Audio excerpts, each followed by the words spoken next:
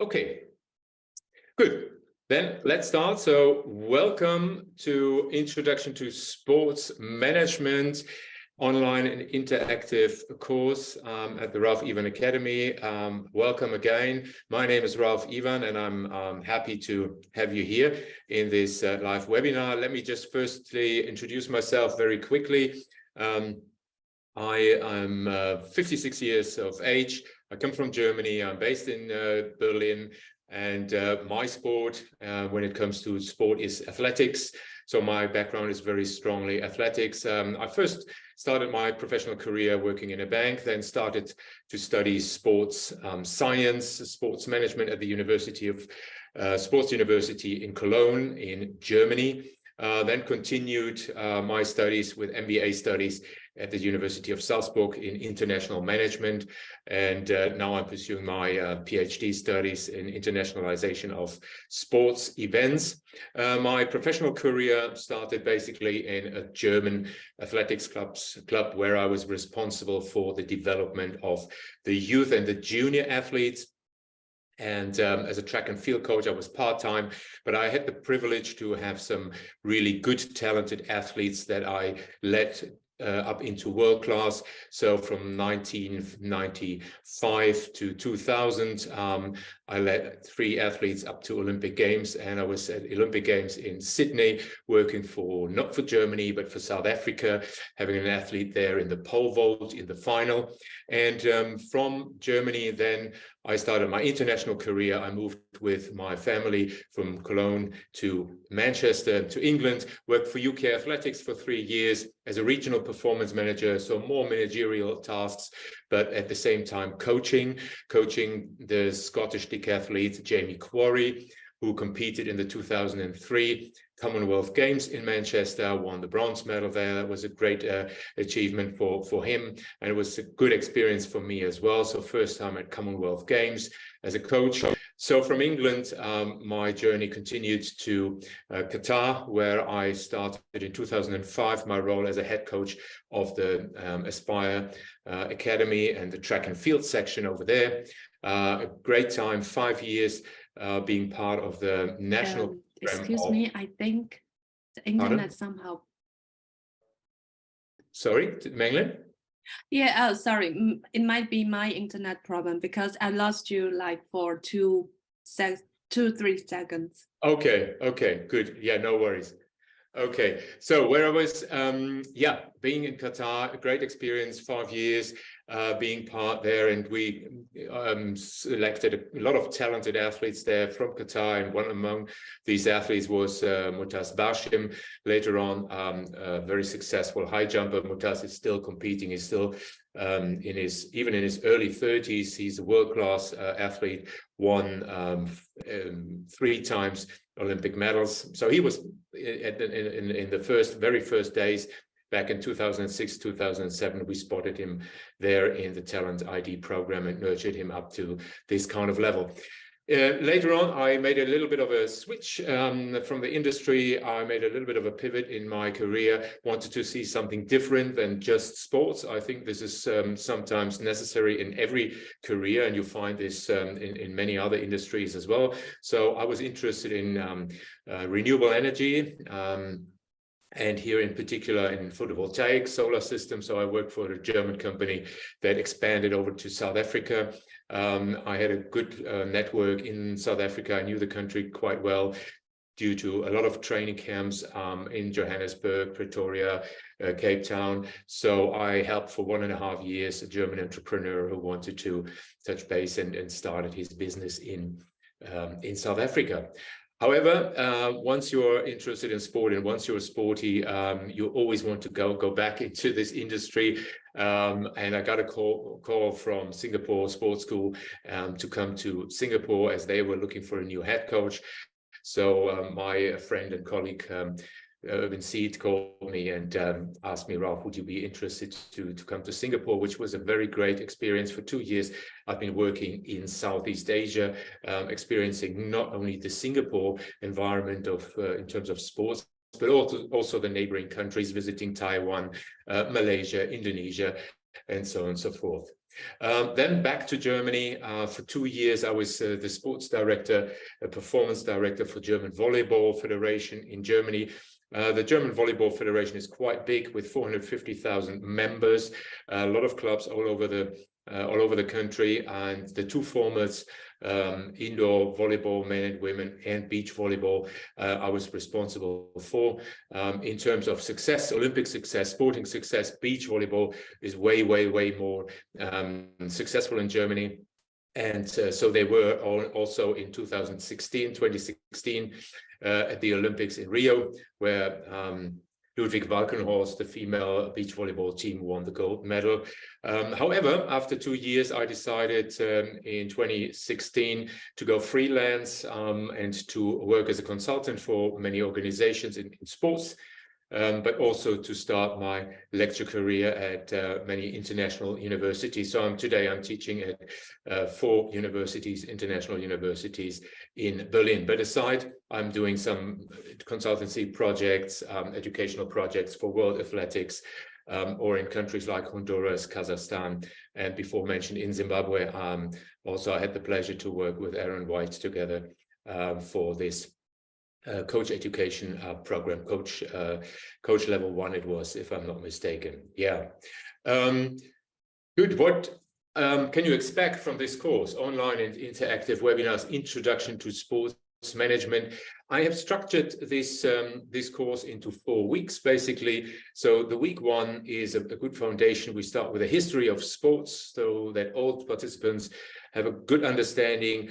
Where does sport come from? Because nowadays sport is obviously everywhere in media and at every meeting. And if you meet people outside, you talk about first thing about sports. And when we just started here, this webinar, I was asking Menglin already, one participant here, how is the German, how did you see the German Cup final? So you see, there's always, you know, the first entry point of any conversation is a lot of times all over the world. It's very international and intercultural, is sports. We start with this, then the second week we dive into the stakeholders in the sports industries, clubs, federations, events, commercial entities who are offering sports services or sports goods, products. The third week is the sports management and marketing. So management of sports organizations is one. So looking at the basics here, and also the marketing of sports. So marketing in sports, but also marketing with sports. So we're looking at the 4 Ps of marketing, and especially marketing with sports is very, very interesting, because sports as such has a very special role when it comes to communication, when it comes to, you know, sponsoring and so on and so forth. So we will look at this a bit more in depth in week 3. Week 4 is then a very practical part. So I will share my own experience with some sports organizations in terms of business models. So giving you an insight what is happening in a sports club, what is happening in terms of sports management in federations, for example, or events. But we will also get to know some tools, how we can analyze organizational structures and business models in sports organizations. That will be definitely an interesting tool for you also, whether you would like to work in the future in sporting organizations. That will give you then a head start already about to know the future company or organization you're working for, or if you want to become an entrepreneur. So that will definitely help you on the other side, how to structure your business plan and your strategy, for example. My aim for this course for you is, this is a relatively high level university bachelor degree level. So the courses I'm teaching at universities, I'm almost bringing one-to-one into this course. There is only a little bit more in terms of the courses what I'm teaching at university. So I will bring also not only the theoretical basics into this course, but the practical appliances. This is for me very important. adding some latest research results, some cases. We will have interactive sessions, and with the interactive sessions, the live webinars, I think this is the added value. It's not an online course where you just watch videos or you just go through papers. You can have this on the web, but here for me, it is the exchange with the students. So you can ask questions, you can make comments, and I can, re-comment on certain things. I can answer questions from your end. Hence, this course is only designed for 15 students, because this makes it rather more individual and a little bit more familiar to work in a smaller group. At the end of the course, there will be an assignment, a written assignment by yourself, and again, I will look into this assignment and give a certain grading. You will definitely get a certificate of participation of this course, and if you score 80% or higher in this final assessment, then I will give you a letter of recommendation, a personal letter of recommendation that you may use within your professional career or when you apply for jobs, etc., etc. Right, good. Any questions so far? No, sounds all good. For me, sounds all good. Very interesting. Thank you. Okay, good. Aaron, you okay also?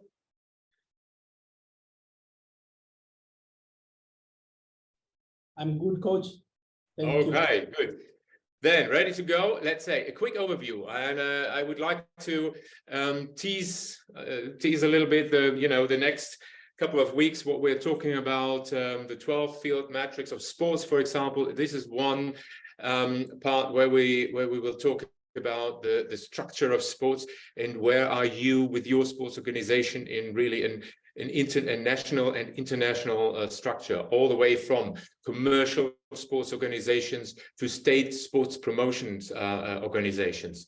So being this on local level or on federal, state level, on national level. And this example here, we will talk about the German sports system, but we will also introduce other countries and other sports systems. And from here, basically, you can take it with this kind of matrix and this concept to many other countries as well, all around the world. So the next level then is, how is sport organized and structured in various countries?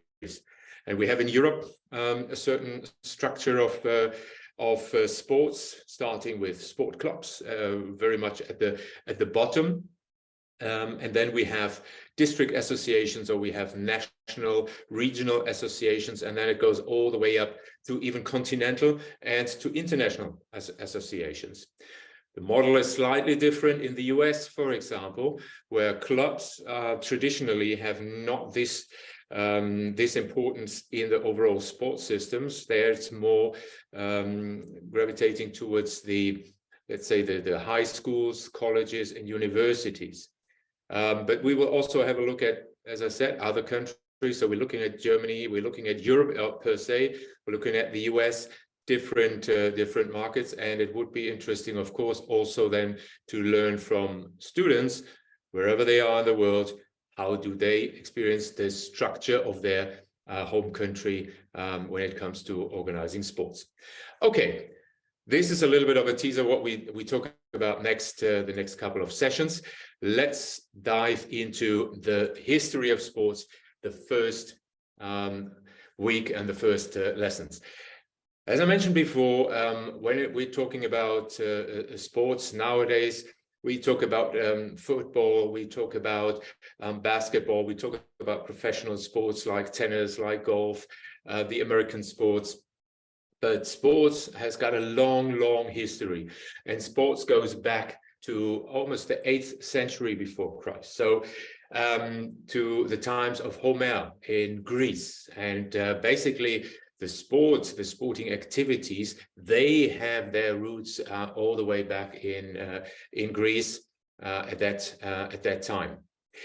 Because at that time, when there were conflicts between regions, or there were not really states during that time, but certainly regions and emperors of regions, and any conflicts between these players in countries or in regions, there was not necessarily a war that had to take place. It was rather sometimes a kind of a competition that took place.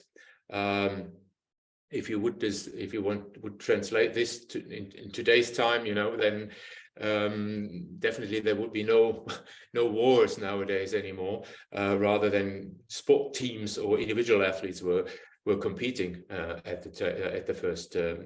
in the first place. Yeah. So of course this came from sporting competitions, and every team, every emperor wanted to kind of train and coach his athletes to the best of their level. Yeah. And these kind of competitions, they were documented, and they go back all the way till about 776 BC. Yeah. But what a lot of people also don't know in terms of sports, we have the gladiators, of course. This is what we see in Hollywood movies nowadays. But with these competitions, there was the athletic part was one, but there were also musical competitions and performances. There was art as well. There was always like a festival. So it was sports and there was art as well. And a lot of people nowadays, by the way, they look at Olympic Games, and you have in mind maybe the opening ceremony, which takes hours, and the closing ceremony, which takes hours, with a lot of dancing and show and singing. And, a lot of people think that this is part of the modern era of the Olympic Games, but it's not. In ancient times, sport and art performances, always theater festivals were always a combination. It was always something that was done together. Yeah. So yes, I have just a question or an idea. So would you also say, like, back to the Asian centuries, let's say the first Olympic or the first the competitions, the surrounded performances, right, and the musical events there. Do you also think that could, like, back to the ancient times, that's also part of the commercial activities around this competition, sports competitions? But because for now, no matter the opening ceremonies or the final ceremonies, it's always centered around the commercial profits for the organization, right? But how do you think, back to the ancient centuries, let's say the first or the second Olympic Games, is that purely just for entertaining, or that also could generate the commercial profits? To be honest, I think at that times it was purely the entertainment and the leisure, and it was not so commercial. I mean, to be fair, I think there were some thoughts behind it, of course. Make it really pleasant, have the games there, you watch games, people are competing, at the same time you have some singing, some dancing, so have it really nice and comfortable for people to come, so to enjoy, really.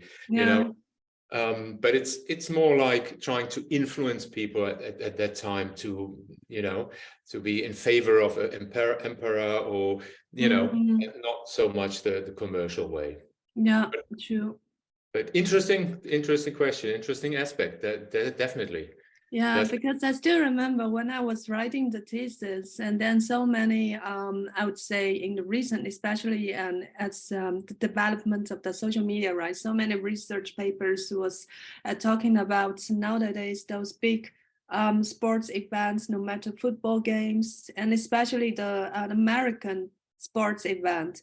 It's all surrounded around the entertaining performances. But for sure, nowadays, it's not only just to entertain the spectators, right? This is one part, but I think the most important part for now, those performances surrounded the events, it's really a usual way, like a commercial way to generate the profits. Absolutely, yes. So an add-on service for entertainment and to generate money. Yeah, good point. Yeah, you've been talking about the Olympics, and when we look at the early Olympics in the antiquity, So the old Olympic Games, they were held at that time again in Greece and in Delphi, Nemea, Corinth, and Olympia. These four cities, right? So the athletes came together, and Olympia was always, or the Olympic Games were always at these four places. And the final, basically, of, so to speak, the Olympic Games was always held in Olympia, sorry. Yeah. The intervals between the games, they were called, and this is still today so, it's called the Olympiad, with reference to a decade, 10 years, decade for 10 years, and the Olympiad is a 4-year time span. So you always count in these 4 years. So especially in the German language, a lot of people sometimes mix this up when they say an Olympiad is the Olympic Games. This is not the case. The Olympiad is always these 4 years in between the games. So athletes were preparing, the city was preparing for the next games to host and invite athletes and officials and spectators. Yeah, the games lasted 6 days at that time. And so it was not a very huge and a long event. Competitions at that time, 200-meter races, up to 5,000 middle distance, so athletics very much, but also wrestling already at that time. And we look here at pentathlon, and Aaron, you as an athletics coach, you see here pentathlon, discus, long jump, javelin, running, and also wrestling in combination here. And we know from today that we compete with the discus, for example. For the men, it's 2 kilogram, and it is reported back then in Greece, the discus was up to 5 kilogram heavy. So it looked like a disc really, but made in stone, and up to 5 kilos. So quite strong these men had to be to move this equipment around. Yeah, fist fighting, chariot racing, and horse racing as well.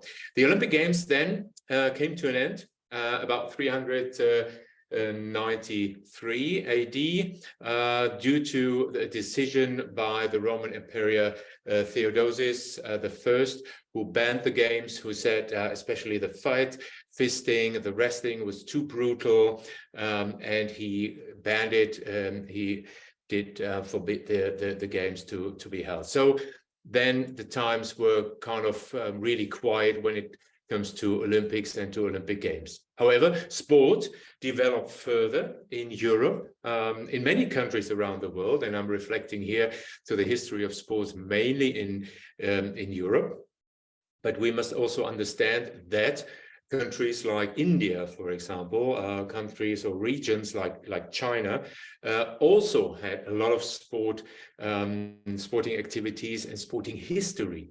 Yeah, if we also look back into the development of football, for example, that a game of football is reported back then around 200 before Christ to be played in China, in the region which is today China. At the same time in the region of India. Yeah, so all around the world there were kind of course, sporting activities. So I'm reflecting on and referring here to just to the history of sports in Europe. And in Europe, definitely England was one of the drivers in terms of sports. So there was a lot of sports, if we may say, invented in England. And to look at the word sport, where does it come from? The Latin word disportare, either way. And this can be translated into like disperse. So to do something and to distract yourself from something. Yeah, really. And if we think now today, if you do sports or you watch sports, yes, you try to distract yourself a little bit from the everyday life, maybe from your business life, etc. You want to watch something different just to enjoy.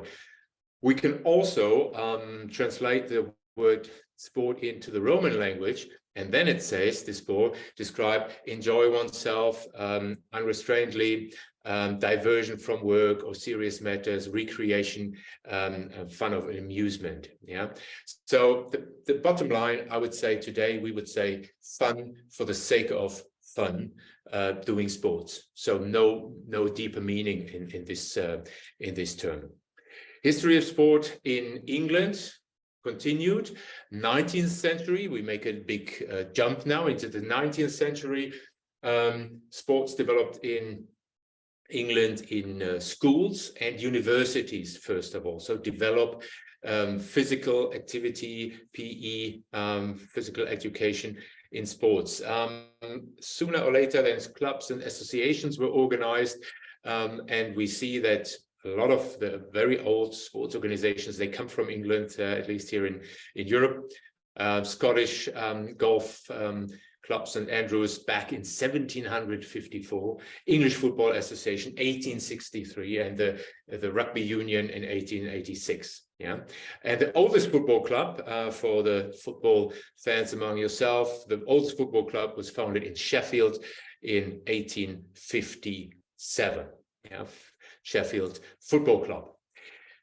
Yeah, jumping back to the Olympics. Excuse me, Ralph. Yeah.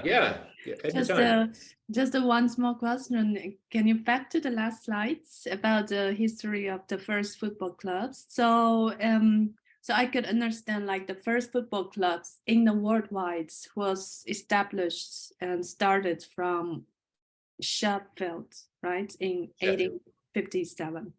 Yeah, that's Could right. that also be the reason that, for example, nowadays when we look into the big 5 football leagues, and that's why also the reason, or one of the reasons why the Premier League dominated the football industry? Yeah, that's a very good question, very interesting question. Well, the roots certainly of football are in England. Mm-hmm. Why is the Premier League dominating, let's say, and you're referring to the international market? I think traditionally, yes, you are right. So we see that in the middle of the 19th century, the first football club was founded, then subsequently the FA was founded, and so on and so forth. But what we must not forget on the other side is that England, due to the Commonwealth, it had historically a very huge network around the world in many countries. True. And in all these countries, English was taught as a language, so it became a global language. So this is a major advantage for the league nowadays, as we know the league nowadays, when it comes to internationalization and to have the global power when it comes to marketing. Thank you. Yeah. Okay. You're welcome. Olympics, Olympics were kind of quiet really for many hundreds of years, we must say. Milestone in the era of the Olympics was basically 1896, when the first Olympic Games of the modern era were organized again, and they were initiated by the French Baron Pierre de Coubertin. And de Coubertin, he was kind of really interested into sports, and he traveled many countries, and he was in England, in Canada, in the US, and had a look at various sports activities, sporting events, and so on and so forth. And what he was really inspired of were the Wenlock Olympic Games in England. That's another interesting aspect here, because he visited this event in 1890, and he was absolutely thrilled. The idea behind these Wenlock Games was that the mayor of this small city, Wenlock, which is located between Wales and England, right at the border, and this mayor said, listen, if I look at my population in my village, in my city, probably at that time it was more like a village, the physical shape of the people here, this is not good. We must do something for their health, for the physical shape and for my people. So let's do some sports. Let's organize some games where people can compete. Hence, they also have to train for it. Hence, we have a kind of, we would today say, a modern health system, sport system, something like this. So this is what he started back then in the mid 1900s, already in 1850, around this. And Coubertin visited these games, and he said, well, this is great, and I would like to have something like this, but not only in the village, but let's bring the nations together. Let's bring the nations together, and so that they compete again, and we restart again the Olympic Games of the modern time. Hence, he founded the Olympic Committee in Paris in 1894, invited a couple of friends, colleagues, etc., etc. They were organizing the first Olympic Congress, talked about the organization of this event, and the premiere then was in 1896, in April, early in the year, and with 241 athletes from 14 countries and competing in these first initial games in athletics, fencing, cycling already at that time, interesting enough, swimming, rowing, gymnastics, weightlifting, wrestling, shooting, and tennis. Yeah, so that was the first kickoff. By the way, only men competed in the first Olympic Games, no women. Women were only allowed in the third edition of the Olympic Games. And the original idea from de Coubertin was just to organize summer games. So we must understand that it's only summer games. They were held up until the mid-20th century. Then the IOC decided, okay, we shall have winter games as well for the winter sports. Yeah, because winter sports at that time was not as popular as the summer sports. And you can see here athletics again, it's the core sport of the Olympics. So everyone at that time and today can obviously do athletics. Hence athletics is still the core sport in the Olympics. The Wenlock Games, the Olympic Games, they kind of, their importance decreased over the time, and they were just held then only sporadically because everybody obviously was jumping on this new global event, although it was at that time not really global. If you look at 14 countries, most of the countries from Europe, but as it is, it's kind of a destructive mode here, having a new event. So people were gravitating to this new event. Wenlock Games were still sporadically held and up until the year 1977. But the Olympic Committee really appreciated and recognizes that Wenlock Games were kind of the initial event that made it happen that the Olympic Games restarted again with Coubertin. Hence, for the Summer Olympics in 2012, which were held in London, one of these two mascots, and you may remember there were these two funny mascots, was named Wenlock. Yeah, and a lot of people didn't know what is Wenlock, but this is the story behind this. So they said, okay, Olympics are coming home, so to speak, to England, to the UK. So we call one of the mascots Wenlock. Yeah, in a stadium of the old Olympics. This is not a 400-meter track, or was not a 400-meter track at that time.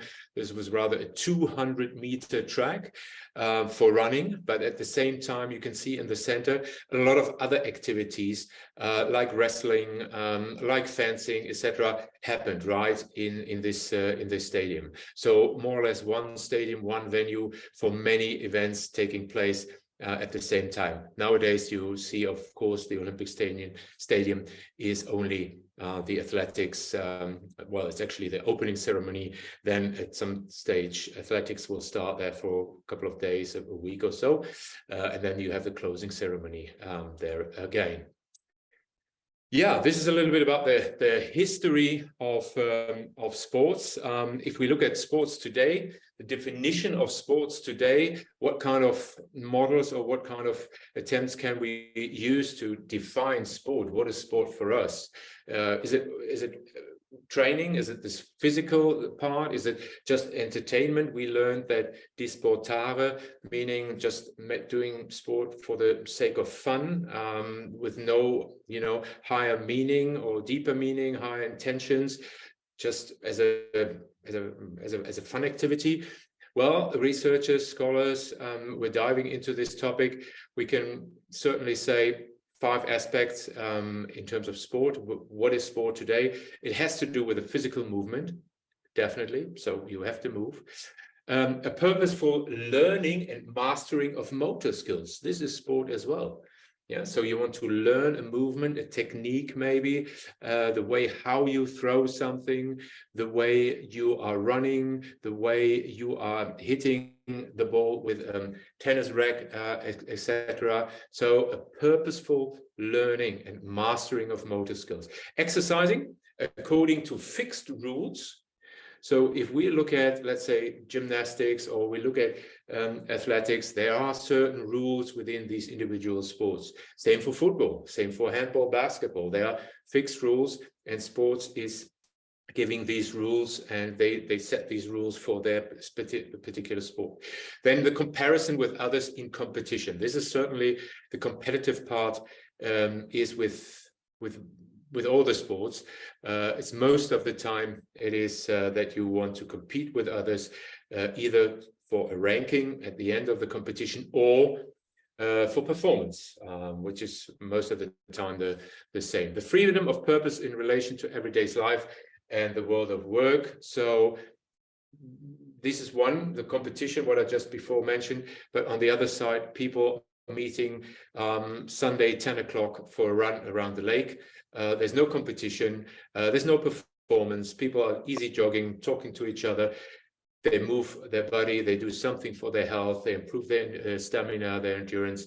And this is really just to forget maybe the daily work or the weekly work, and meeting friends. What we have not in this definition here is the mental aspects. So would we agree that chess, for example, is sport? And the modern chess, so to speak, and the modern mental sport, you may already think about e-sport nowadays. Yeah, is e-sport sport? And in some countries, this discussion is still going on. Like in Germany, should we include e-sport in the whole sport universe? We do include chess, by the way. In other countries, they are already fine with it. If I look at Asia, for example, e-sport is accepted as a sport, definitely. Yeah. If we look at Asian games, there is e-sport already one part of the program, so they have their own competitions there as well. There are 2 scientists and scholars in Germany who also summarize kind of areas of sport, characteristics of sport. One is Helmut Diegel from Cologne, from the Sports University, world-renowned sports scientist and scholar. So his 5 aspects are: organized competitive sport is certainly one characteristic. Sport without organized competition. As I mentioned just before, we don't have an organized competition. We just meet and do some sport together, a workout in the gym, or we play football Sunday afternoon at 3 at our local sports club. Yeah, we use sport as an instrument, maybe for communication, maybe for marketing, but also maybe in political ways. Yeah, so we try to instrumentalize sport. We know that many countries do this, and throughout the Cold War and the conflict between the East and the West up until 1990, sport was certainly a tool of demonstrating superiority of the social system and the economic system, either it's in the East or it's in the West. So from the East Bloc countries and the Western countries, US and Europe, there was this always almost like in ancient times, this war at Olympic Games. So who's superior, who's winning more medals in the medal table. Alternative sports, or not organized sports. We have many sports nowadays who do not want to be organized in federations or in clubs. Think about the skateboard guys who are meeting voluntarily. Look at the bicycle, BMX, for example. When they meet, they just do it on a free basis. There's no organized sport behind it. There's no club. They don't want to have this. Their club is maybe the WhatsApp group or the WeChat group where they say, okay, we meet today at 12 and then we have a ride. Alternative sport, not organized at all. And the completely opposite side is then obviously the professional sport, where you earn money with the sport that you are doing. Heinemann's model is another one, also funny enough, 5 aspects. Some of them are almost the same like Deagle, and the variables here: physical movement, special handling of the body. Of course, this is the subject of sport in many ways. Also for the more theoretical and mental part of sport. Performance related sports, of course, physical dimensions again, faster, higher, further, wider, being the superior. Social norms, so rules and norms are constitutive of sports. So in the sports gives itself the rules. We know that, for example, sport has got sporting rules not only within certain sports and their federations, but we have an international sports court, the CAS in Switzerland, which is the court that is called when, for example, we have some doping cases, when we have bribery, when we have other cases internationally when it comes to sports and legal. So you're not going to a general court, but you rather go to the CAS, to the sports council and the sports court. Another aspect of sports for him is unproductivity, so not orientated towards any result. You can argue certainly here, not orientated towards a result. If you say performance sport, if you look at professional sport, this is here obviously not the case.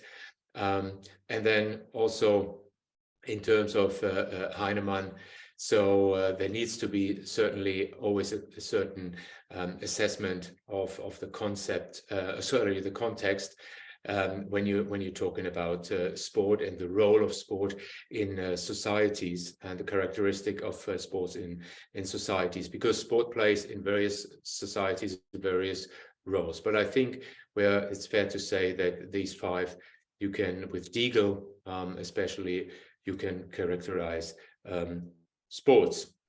Right, the role and functions of sports nowadays, characteristics of sports as entertainment, certainly sport for health promotion. We know in many countries there are huge programs when it comes to promoting health of society, promoting health also with children already.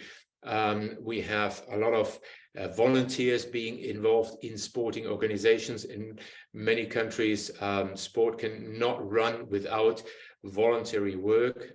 In Germany, more than 100,000 volunteers are working in about 80,000 clubs. So it is vitally important for example, a country like Germany, that you have volunteers in sports, but the same applies here in Europe for countries like France, Spain, or England. Yeah, you have the social and integrative function of sport. So when you do sports, all kind of, in general, all kind of people are coming together. So from all different levels in society. You play football with people who are maybe doctors, maybe lawyers, but there's the normal worker playing there as well. If they come on the football pitch, everyone's the same and you just enjoy football. So it's a very integrative function of sports.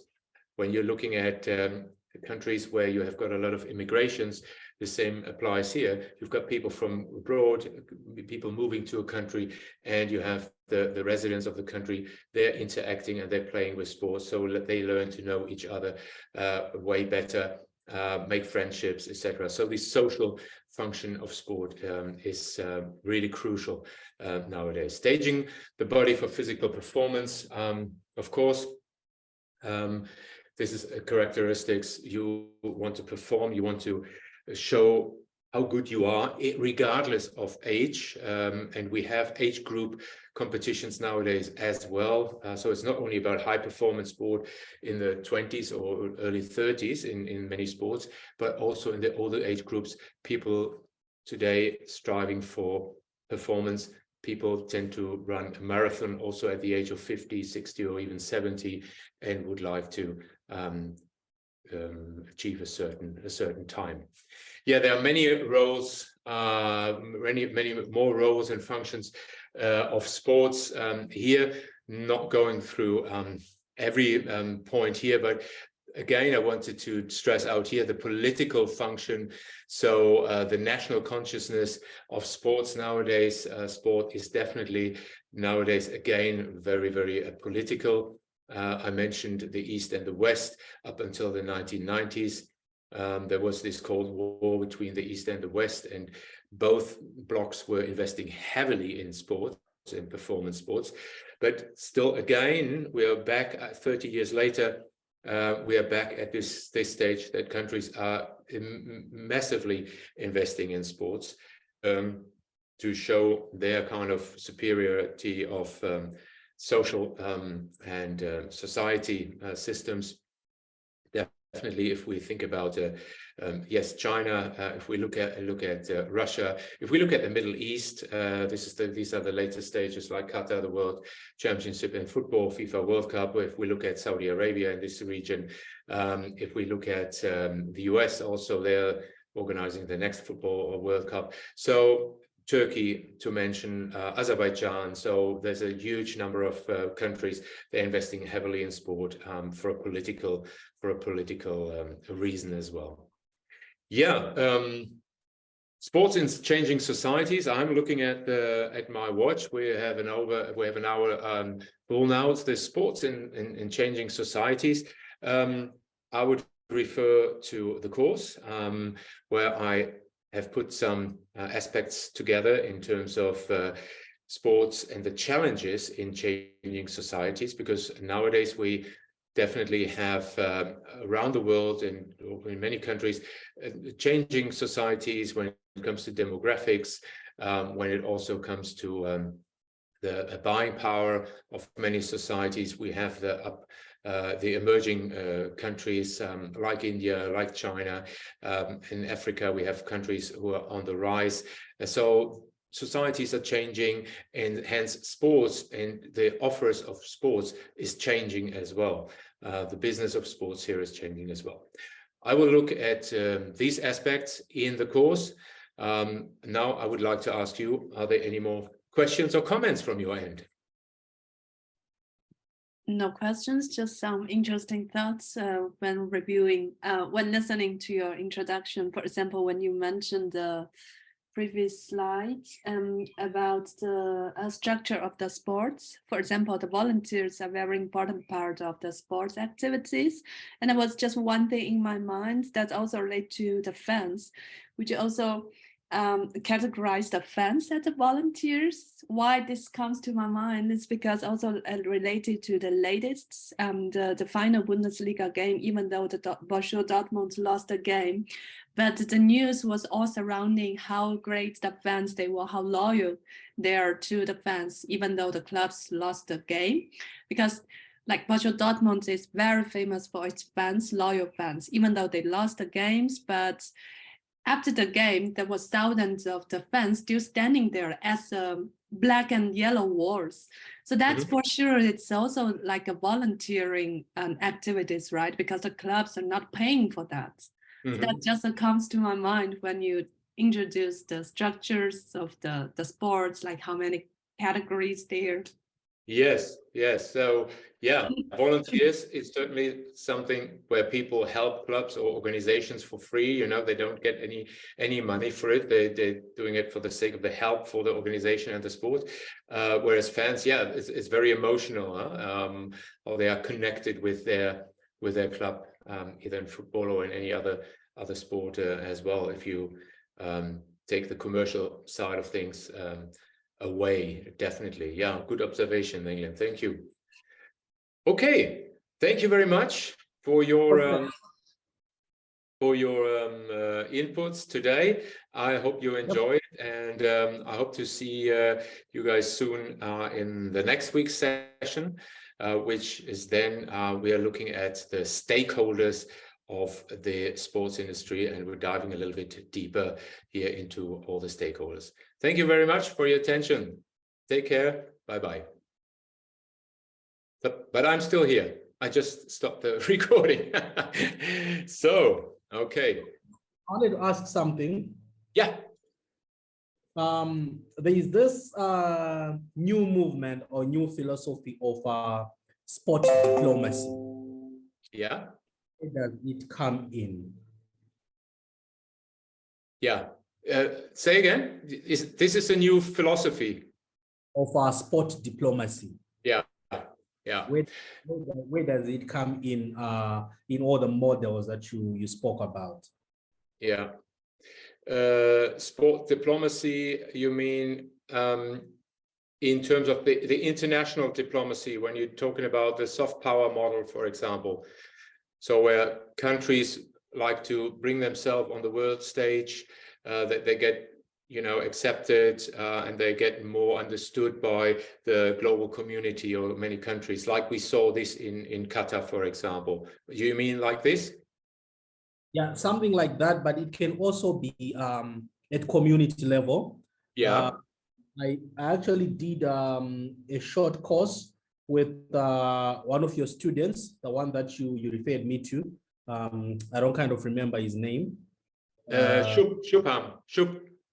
Yeah, there is a course on sport diplomacy that that they did, and it doesn't only focus on international diplomacy, but it can also be sport diplomacy at community level, even at country level, and what they're trying to distinguish is the difference between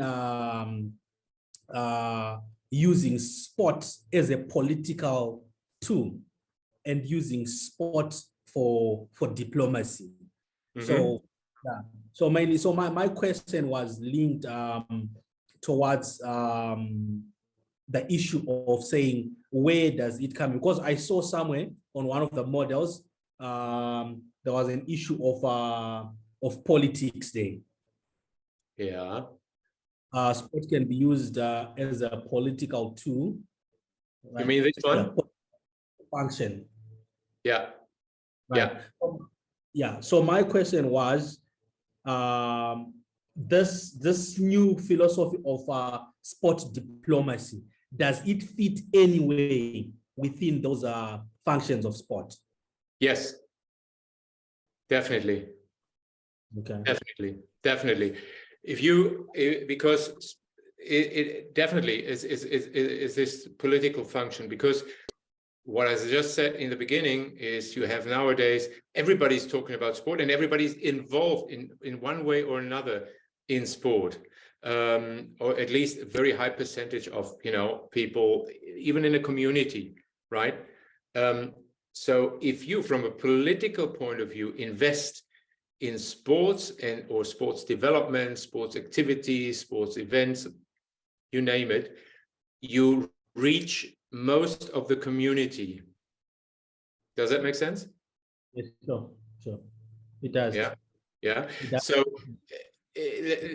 let me put it this way: even if you invest in sports for children, yeah, and this is of course a very simple example, but yes, then you reach out to most of the families with children.